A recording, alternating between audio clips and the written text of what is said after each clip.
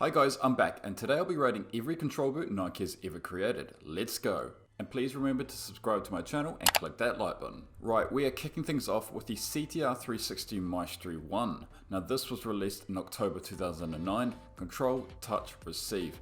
360. It's all about being a new control boot from Nike, a new midfielder's boot. It was the fourth new solo along with the Mercurial, the Tempo and the Total 90 at the time. It is engineered for enhanced passing, close control and effective distribution using dampening pods. Now these dampening pods are sort of similar to what we saw on the Air Total 90s. Sort of the same technology but used for different purposes. This was more for controlling the ball rather than striking the ball. It is synthetic upper dubbed Kangalite. Now this acted like leather but wasn't leather, it was synthetic, so it didn't soak up any water and it maintained the weight of the boot throughout the entirety of the match.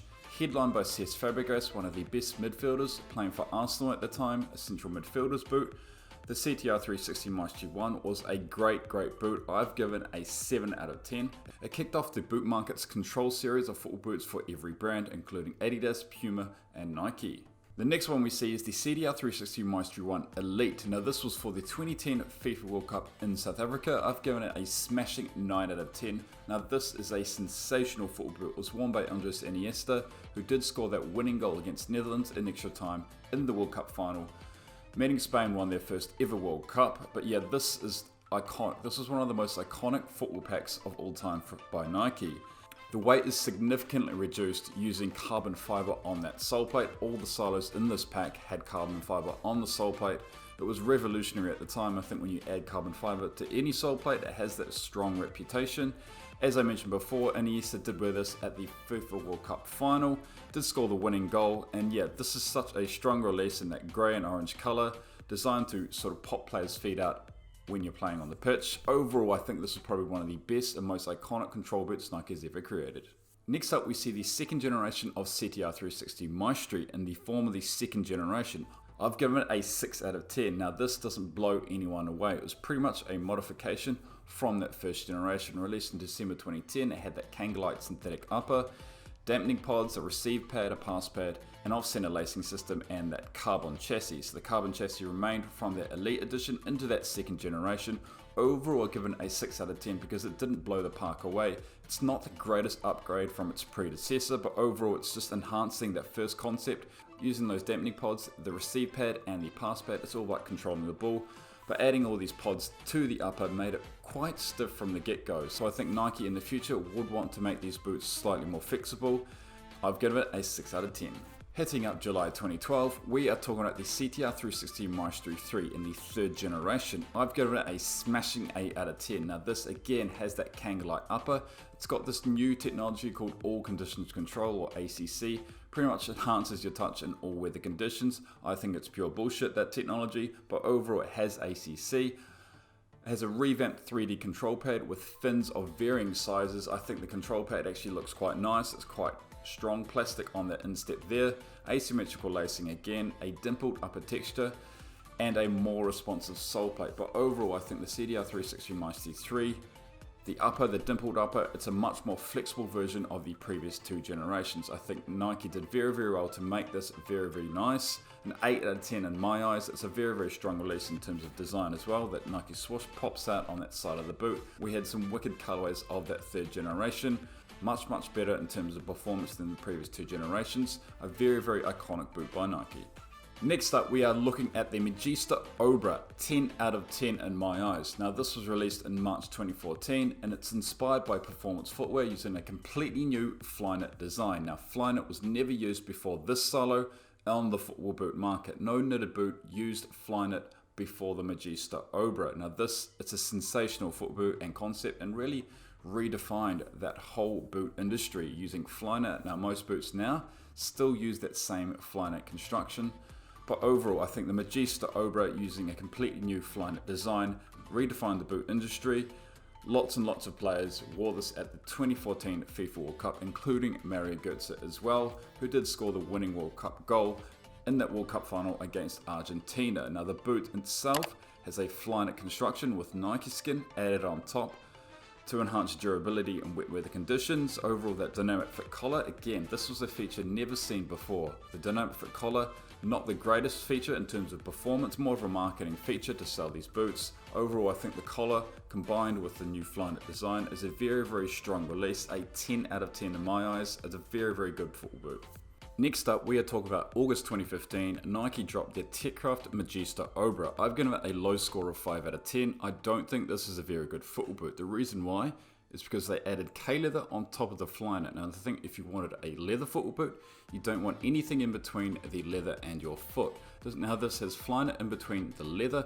I just think the touch of a leather football boot won't be that great in this football boot. A 5 out of 10, still an okay football boot, but not the greatest in terms of performance. July 2016, Nike dropped their second generation of Magista Obra. This has a poor 4 out of 10 rating. Now I think this is a very poor football boot. It's not really an enhancement from the first generation.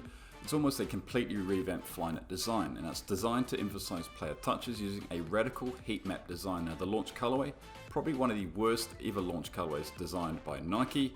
Overall, again, it has that Flyknit, the dynamic fit collar, a Nolan chassis, ACC, and that Nike skin. But the upper is super stiff. Now the upper is actually quite thick. It's probably one of the biggest downgrades from the first gen.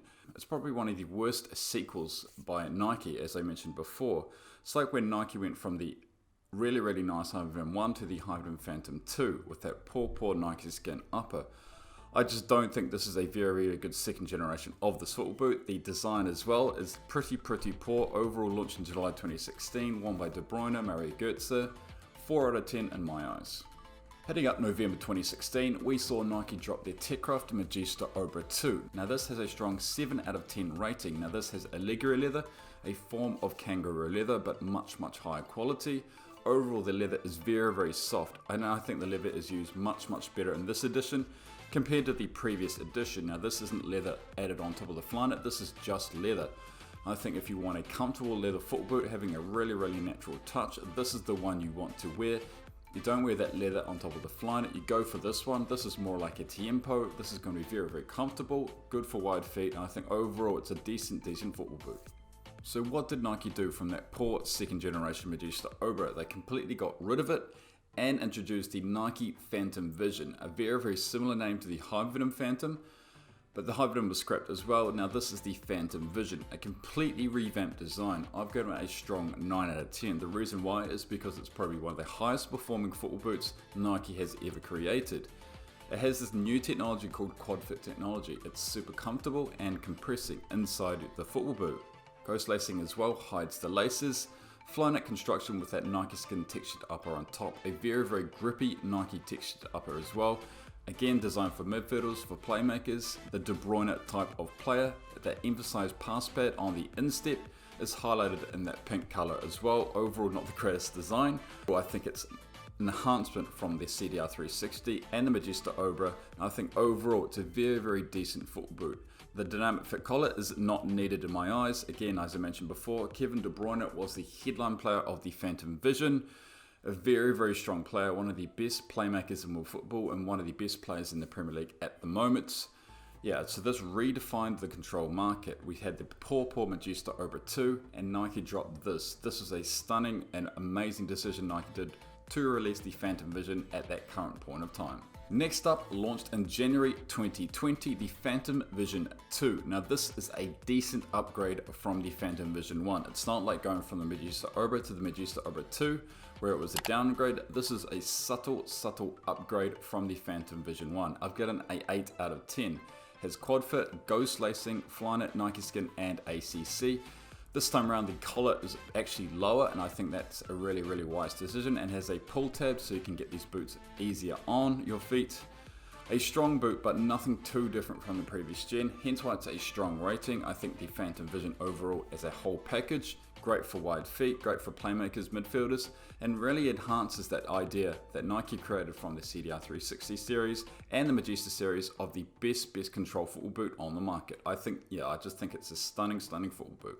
So that is it. I have rated every control boot from Nike. Please hit that subscribe button and like this video. Thank you very much for watching, and as always, we'll see you next time.